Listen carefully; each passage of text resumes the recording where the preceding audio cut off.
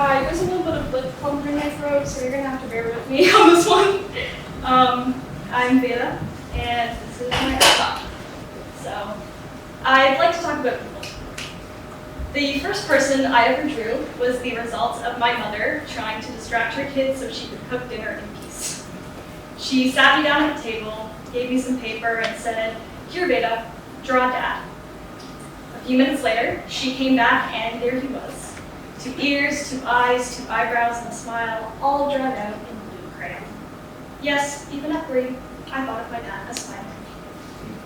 I spent a lot of time thinking about that drawing, about the simplicity of it, about how, at that moment, I saw such a clear image of my father in my head, and about how that simple and clear image hasn't changed as I've grown.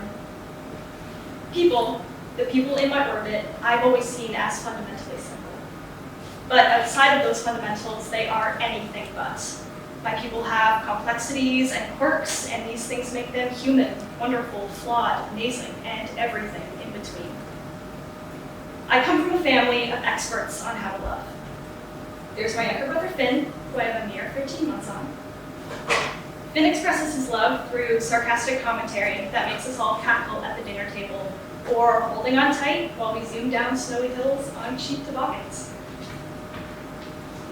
For Mom, it's the look in her eye when one of us walks through the door, because her people are back within reach. For Dad, it's excitedly engaging in the revolving door of high school drama and driving to buy us Craig's cookies when someone's had an off day. As a family, they love in afternoon dance parties and constantly being on the lookout for a parking spot. All of these fond memories contribute to fond perception, and the way that I perceive things, or more so people, is what I make work about.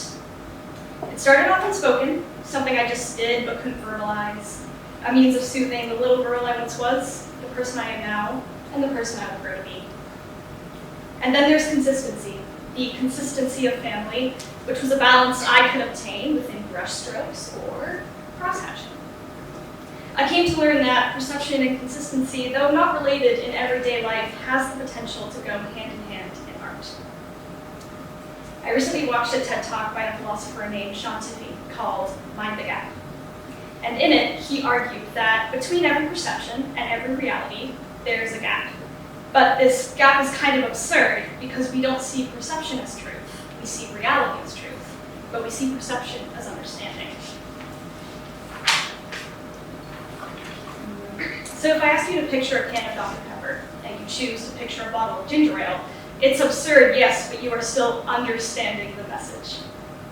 The gist of the TED Talk was that instead of minding the gap, we can try to mine it as a way of embracing the absurdity of perception at all.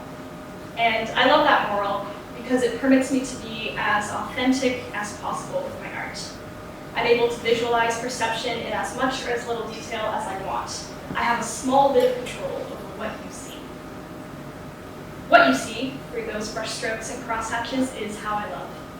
My paintings are the equivalent of a kiss on the cheek, or a soft smile, or a pointless spat, because all those things are how I love too. I took a poetry workshop last summer led by the brilliant Julian guy called Love and Resistance. And because of him, Peter, Lauren, Ben, Claire, Sophia, Vivian, Kai, Michaela, Cara, and Ariel, I learned how to take the love I have for my people and apply it to something bigger than myself. And then there's me. I am human, wonderful, flawed, amazing, and everything in between.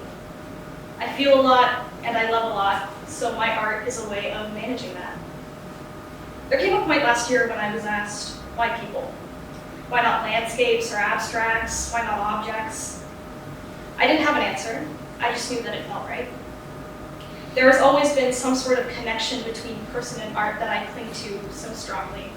And I could go on for hours about why I depict people, what it is about them that feels so special, why I feel the need to tell their stories as accurately as I can. And I could probably give you multiple answers. But then every once in a while, I remember this drawing of my dad, and I look at its simplicity. I look at its 2 ears, 2 eyes, 2 eyebrows, and a smile. And it reaffirms everything I feel about the people in my life. It reminds me that the reason why is because their love represents simplicity. They make frustration, laughter, and anger seem manageable. And therefore, they make art seem manageable too.